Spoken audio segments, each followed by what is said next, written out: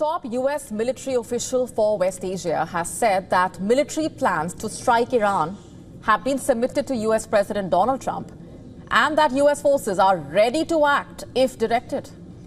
Speaking before the US House Armed Services Committee, General Michael Kurilla, the head of the US Central Command, has said that he provided Donald Trump and the US Secretary of Defense with a wide set of military options regarding Iran. And it's important to note here that US presidents and defense secretaries are regularly briefed on potential military options, especially amid the heightened tensions with any country.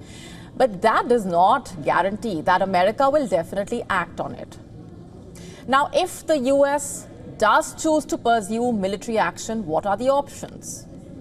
Cooperation with Israel is likely.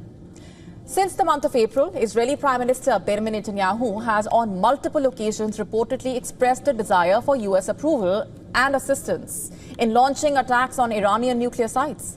And according to a recent Bloomberg report, a retired US Navy admiral and former NATO commander described the main element of any such operation against Iran as an outright aerial offensive involving drones, cruise missiles, and manned aircraft.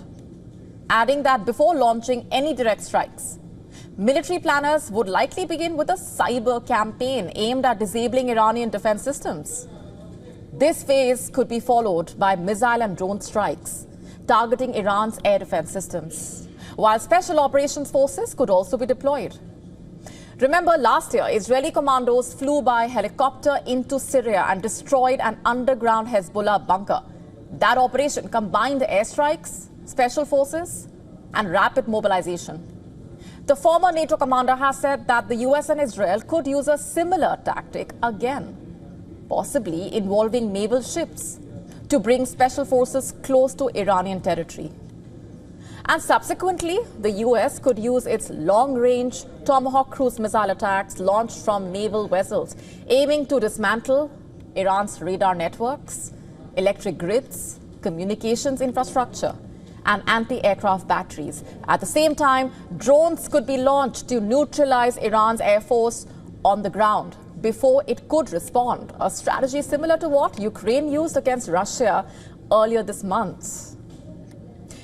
And if Iran's defenses are successfully weakened, strategic bombers like the B-2 Spirit may be used to target hardened nuclear facilities. 30,000-pound bunker buster bombs could be used to destroy fortified Iranian underground structures.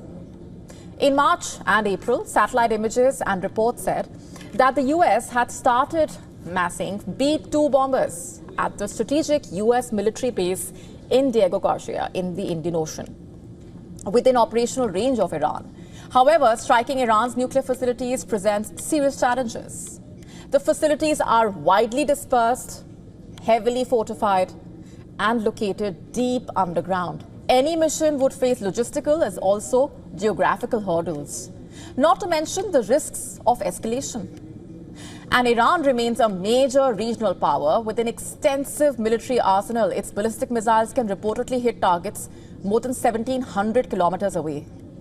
And since early this year, Iran has unveiled new missiles, naval vessels, drones, even underground missile storage complexes.